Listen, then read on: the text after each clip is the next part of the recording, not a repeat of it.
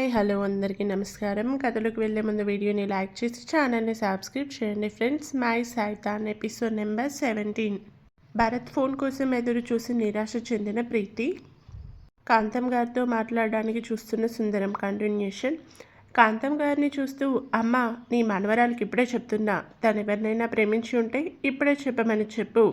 Hey, దానికి నచ్చిన వాటితో పెళ్లి కానీ చేస్తావా అంది. కొడుకు ఉద్దేశం ఏంటో తెలుసుకోవాలి అని. చచా, దాని కూతురికి ప్రేమించిన వాడిని ఇచ్చి పెళ్లి చేయడం కాదు, ఇప్పటికే దానివల్ల పోయిన నా పరువు మళ్ళీ తన కూతురు రూపంలో పోకూడదు అని ముందే హెచ్చరికగా చెప్తున్నా. ప్రేమ గీమ లాంటివి ఏమైనా ఉంటే ఇప్పుడే వాటి గురించి ఆలోచించడం మానేయమని చెప్పు. ఇది ఎంతవరకు వెళ్లకుండా ఉంటే నిన్న వాడు ఇంటికి వచ్చి మరి దాని గురించి నాకే వార్నింగ్ ఇస్తాడు అని కోపంగా తల్లిని చూసి అంటాడు సుందరం. కాంతం గారు సైలెంట్గా ఉంటే డబ్బున్న వాళ్ళు మోసం చేసి వదిలేస్తే మళ్ళీ నా కొంప మీదే పడాలి కదా. అది అటువంటి దరిద్రాలు ఇంకా నా ఇంట్లో చూడాలి అనుకోవడం లేదు. అది దాని తల్లితోనే అంతమవ్వాలి అనుకుంటున్నా అని తన ఫ్లోలో తాను చెప్పుకుంటూ పోతున్న సుందరం వంక చూసింది కాంతం గారు. ఆమె చూపులో భావం అర్థమైందేమో. సుందరం సైలెంట్ అయ్యి, నేను చెప్పింది కాదు అని వాడే కావాలి అని అంటే ఇప్పుడే నా ఇంట్లో నుండి వెళ్ళిపోని చెప్పు నీ మనవరాలికి అని తను చెప్పాలి అనుకునే మ్యాటర్ చెప్పి, సువర్ణ భోజనం వడ్డిద్దు పద అన్నాడు. కనీసం ఇలా అయినా ప్రీతి తన ఇంట్లో నుండి వెళ్ళిపోతుంది అన్న ఆలోచనతో కాంతం గారితో చెప్పాడు. ముందు రోజు భరత్ ఇంటికి రావడం, ప్రీతి గురించి తనకే వార్నింగ్ ఇవ్వడంతో సుందరంకి ప్రీతికి ఎక్కడ ఎలా ఉన్నా అక్కర్లేదు. తను అతన్ని ఇంట్లో నుండి వెళ్ళిపోతే సరిపోతుంది అతనికి, అంతే. తను కోటలో మహారాణిగా ఉన్నా, మురికివాడలో పని మనిషిగా ఉన్నా అది అతనికి అవసరం లేదు. వీలైనంత త్వరగా ప్రీతిని ఇంట్లో నుండి పంపి తనకి తన తల్లి ఇచ్చిన ఆస్తిని అతను తీసుకోవడం మాత్రమే అతనికి కావాలి. ప్రీతి మదర్ ఇంట్లో నుండి వెళ్ళేప్పుడు తనకున్న ఆస్తి మొత్తం ప్రీతి పేరు మీద రాయించడం వరకు చేసింది. కానీ తన పెళ్లి తర్వాత ఆస్తిని ప్రీతికి కాకుండా సుందరంకి వచ్చేలా అతను రాయించుకున్న విషయం తనకి తెలీదు. ఇప్పుడు సుందరం ప్రీతి పెళ్ళై వెళ్తే తన ఆస్తితో ఆనందంగా ఉండొచ్చు అనుకుంటున్నాడు. అదే భరత్తో వెళ్ళిపోతే ఈ మాత్రం ఆస్తి గురించి కూడా తను వెనక్కి తిరిగి రాదు అని అతని ఆలోచన. కాంతం గారు అక్కడి నుండి లేచి రూమ్లోకి వెళ్తూ ఉంటే సువర్ణ, అత్తయ్య భోజనం అని పిలిచింది, ఆకలి లేదమ్మా అంటూ వెళ్తూ ఉంటే, ఎందుకుంటుంది, ఆమె ముద్దుల కోడల్ని గుర్తు చేశాను కదా అంటూ వెటకారంగా మాట్లాడుతున్న సుందరంని చూడకుండానే వెళ్ళిపోయింది ఆవిడ. తండ్రి మాటలు విని ప్రీతి కూడా తనని ఎవరూ చూడకముందే రూమ్లోకి వెళ్ళి భరత్ గురించి ఆలోచిస్తూ ఉంది. ఈవినింగ్ అయ్యాక హేమంత్, భరత్ ఇద్దరూ ఆఫీస్ నుండి ఇంటికి వచ్చారు. స్మిత చాలా రోజుల తర్వాత కాలేజ్కి వెళ్ళడం వల్ల నోట్స్ రాసుకుంటూ లేట్గా ఇంటికి వచ్చింది. భరత్ వాళ్ళు వచ్చిన చాలాసేపటికి భరత్ లోపలికి రావడంతోనే ఇంట్లో ఉన్న పని వాళ్ళకి కాస్త భయం వేసింది. సీత చేతికి గాయం అవ్వడం, అది కూడా చాక్ వల్ల. మీరంతా ఉండగా తనెందుకు కట్ చేసింది అని వారిపై ఫైర్ అవుతాడు అని అందరి ముఖాల్లో టెన్షన్ వచ్చింది. భరత్ వారినెవరినీ పట్టించుకోకుండా రోజులానే తన రూమ్లోకి వెళ్ళాడు. కింద అందరూ ఇప్పటికీ అయితే సేఫ్, కానీ తర్వాత అనుకుంటూ ఇంకా బయటికి వెళ్ళి లోపలికి రాని చక్రి కోసం చూస్తున్నారు. భరత్ వచ్చాడు అని చూసి గార్డెన్లోకి వెళ్ళి it's green tea preparing grass ఉంటుంది, అదే భరత్ గార్డెన్లో కూడా ఉంటే దాన్ని తీసుకురావడానికి వెళ్ళాడు. అతను తీసుకువచ్చి అతన్ని రెడీ చేశాడు. పనివాళ్ళు భయంగా ఉంటే అతను, సీతమ్మ చూసుకుంటారు, ఆవిడ భరత్ బాబుకు చెప్తానా అన్నారు కదా అంటూ వారికి చెప్పి గ్రీన్ టీ పెడుతూ ఉన్నాడు. హేమంత్ మాత్రం అరుణ్ గురించి ఆలోచిస్తున్నాడు. సురేంద్ర అంకుల్ సిటీలో ఉంటే ఆయనే అరుణ్ని తీసుకువచ్చి ఉండేవారు. ఆయన ఇక్కడ లేక నాకు చెప్తే భరత్ మాట ప్రకారం నేను చేయలేకపోయాను అంటూ కాస్త ఫీల్ అవుతూ ఉన్నాడు. చక్రి అన్న భరత్ గొంతుకి ఇంట్లో ఉన్న పని వాళ్ళందరూ భయంగా వస్తే హేమంత్ రూమ్ నుండి ఫ్రెష్ అవ్వకుండానే వస్తాడు బయటికి. అరుపు వినిపించిన సీత రూమ్ వైపు చక్రి వెళ్తూ ఉంటే హేమంత్ కూడా పక్కనే ఉన్న రూమ్లోకి వేగంగా వెళ్ళాడు. భరత్ రక్తం కారుతూ చాలాసేపటికి ఆగి పూర్తి ఎర్రగా అయిన సీత చేతిని పట్టుకొని, ఏమైంది అంటుంటే, భరత్ బాబు అది అనగా, చక్రి నువ్వెళ్ళు అంటుంది సీత అతన్ని. అతను వెళ్ళిన తర్వాత అన్నయ్య గువ్వా కట్ చేసుకోవాలని చూస్తే చెయ్యి కట్ అయింది. అంటూ చెప్పి చిన్న దెబ్బే అంటూ అప్పటికే చక్రి తనకి ఫస్ట్ ఎయిడ్ అండ్ నొప్పిగా ఉంటే టాబ్లెట్ కూడా ఇచ్చాడు అని చెప్తుంది. నిన్నెవరు కిచెన్లోకి వెళ్ళమని చెప్పారు, మేట్స్కి చెప్తే సరిపోయేది కదా అంటూ వేసిన బ్యాండేజ్ మీద కూడా ఎర్రగా ఆయన అరచేతిని పట్టుకుని మార్దవంగా చెప్తాడు భరత్. పర్లేదన్నయ్య అనగానే హాస్పిటల్కి వెళ్దామంటూ భరత్ అనగానే నేను కార్ తీస్తాను రండి అంటూ హేమంత్ అతని వెనకే నిల్చున్నా అప్పుడే కాలేజ్ నుండి వచ్చి భరత్ అరుపుకి తన రూమ్కి కాకుండా సీత రూమ్కి వచ్చిన స్మిత. సీతకి టెస్ట్ చేసి రిపోర్ట్ చూసి అందులో ఉన్న మ్యాటర్ ఫోన్లో చెప్పేది కాదని ఫైల్ తీసుకుని ఇంటికి వచ్చిన రామ్మూర్తి గారు. అందరూ సీత రూమ్లోనే ఉండడంతో భరత్ అంటూ పిలిచిన డాక్టర్ పిలుపుకి అంకుల్ మీరు అంటూ అటువంటి పిలుపు లేకుండా ఇంటికి వచ్చిన ఆయన్ని చూసి అడుగుతారు. సమయానికి వచ్చారు రండి, సీత చేయి కట్ చేసుకుంది చాక్తో అంటూ చూపిస్తున్న హేమంత్ వైపు చూసి ఏమైందమ్మా అంటూ ముందుకు వచ్చారు.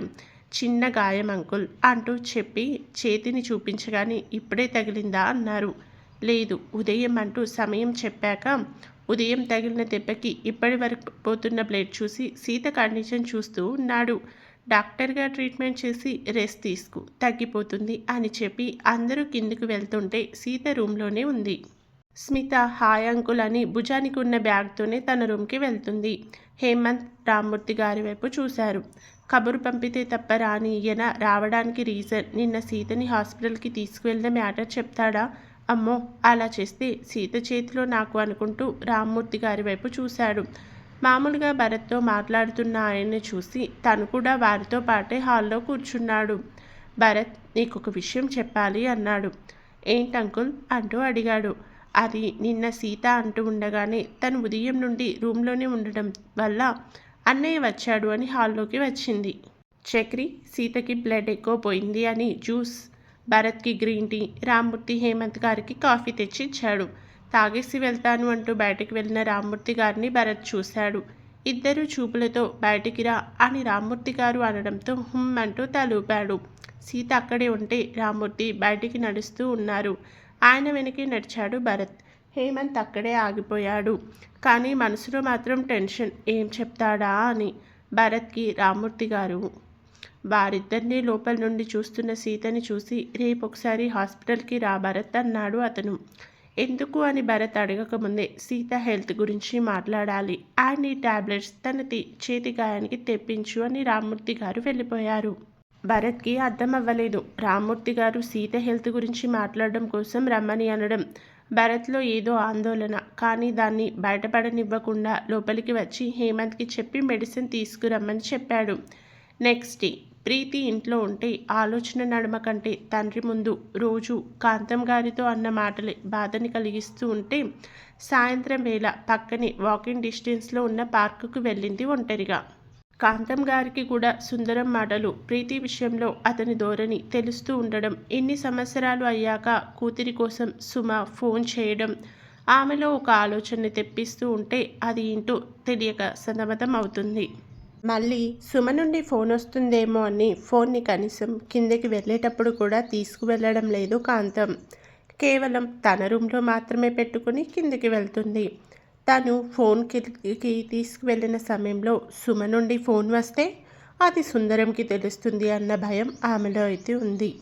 ఇంటికి వచ్చిన విజ్జుకి అక్క ఎక్కడా కనిపించక అమ్మని నానమ్మని అడుగుతాడు. తన పనిలో తానుండడం వల్ల సువర్ణ గారు తెలియదు అని చెప్తే కాంతం గారిని అడుగుతాడు. ఆమె నిన్నటి నుండి రూమ్ బయటికి కూడా సరిగ్గా రాకపోవడంతో తెలియదురా అని చెప్పి ఇంట్లోనే ఉంటుంది. చూద్దామంటూ లేస్తూ ఉంటే చూశాను నానమ్మ, ఇల్లు మొత్తం వెతికాను, అక్క కనిపించలేదు అని విజ్జు అన్న తర్వాత ప్రీతికి ఫోన్ చేశారు కాంతం గారు. భరత్ వాళ్ళ ఇంటికి వచ్చి వెళ్ళినప్పటి నుండి ప్రీతికి ఒక్క కాల్ కూడా చేయకపోవడంతో తను కూడా చేయలేదు. అతనికి చెప్పకుండా ఇంటికి వచ్చాడు అని కోపమో లేక తన అభిప్రాయం ఇంకా పూర్తిగా చెప్పకముందే ఇంటికి వచ్చి సుందరంతో భరత్ మాట్లాడిన విధానమో ప్రీతికి నచ్చలేదు భరత్లో. అందుకే అతను కాల్ చేసి మాట్లాడే వరకు తను కూడా చేయాలి అనుకోలేదు. కానీ భరత్ ఫోన్ చేస్తాడు అని మొబైల్కి నోటిఫికేషన్ సౌండ్ వచ్చిన ప్రతిసారి చూసుకుంటుంది. కాల్ చేయకుండా అట్లీస్ట్ మెసేజ్ అయినా చేస్తాడేమో అని. ఇప్పుడు కూడా అందుకే అతను కాల్ చేస్తాడు అని ఫోన్ని పట్టుకొని వచ్చింది పార్క్కి. ఈవినింగ్ టైం అవ్వడంతో పార్క్లో పిల్లలు ఆడుకుంటూ ఉంటే కొందరు వాకింగ్ చేస్తూ ఉన్నారు.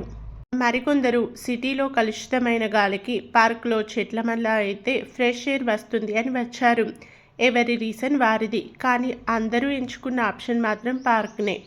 అలా పార్క్లో ఉన్న ప్రీతి తన చేతిలో ఉన్న ఫోన్ మోగింది. ఫోన్ మోగిన తర్వాత ఎవరు అని చూడకుండా భరత్ నుండి ఫోన్ వచ్చిందేమో అని ఎంతో ఆతృతగా లిఫ్ట్ చేసి భరత్ గారు అంది.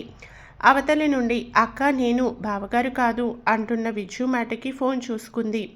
గ్రానీ అంటూ సేవ్ చేసిన నెంబర్ నుండి ఫోన్ రావడంతో నిరాశ ఆమెలో.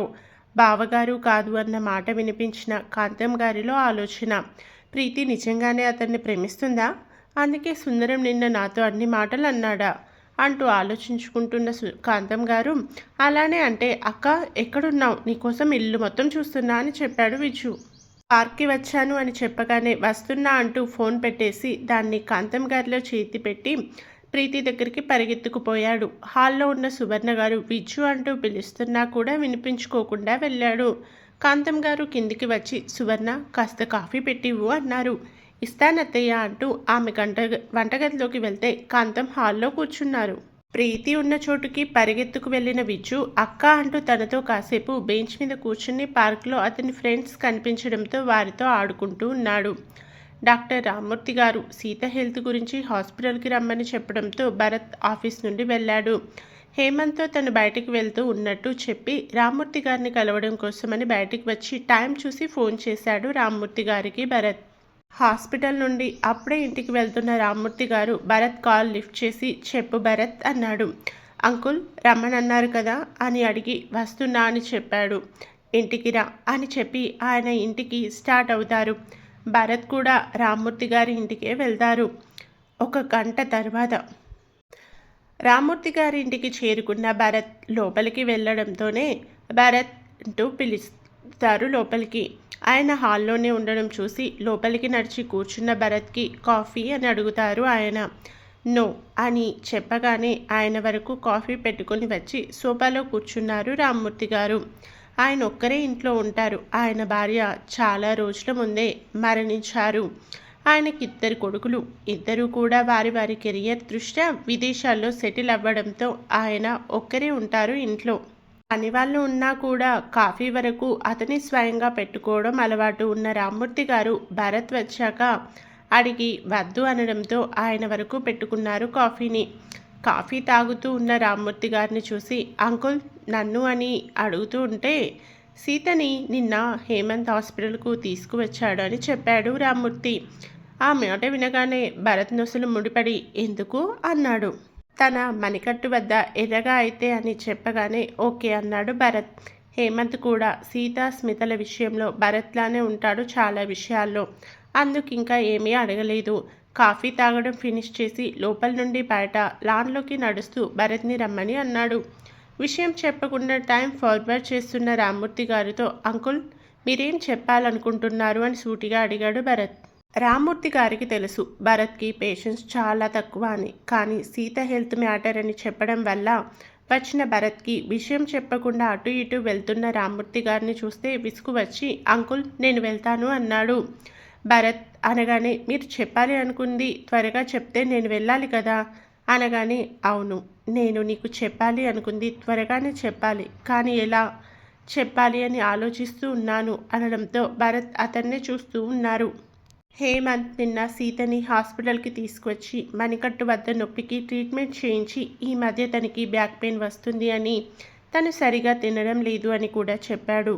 అదే విషయం సీతని అడిగాను నేను. తనకున్న పెయిన్స్ చెప్పగానే నాకు డౌట్ వచ్చి చెక్ చేయించాను అంటూ రామ్మూర్తి గారు సీత రిపోర్ట్స్ ఉన్న ఫైల్ని భరత్ చేతిలో పెట్టి చూడు అన్నారు. రిపోర్ట్స్ చూసిన భరత్లో జీవం లేని చూపు. అంతే లాన్లో ఉన్న చీస్లో కూర్చునిపోయాడు భరత్. కథ వినేసి వెళ్ళిపోకుండా కామెంట్ని తప్పకుండా తెలియజేయండి.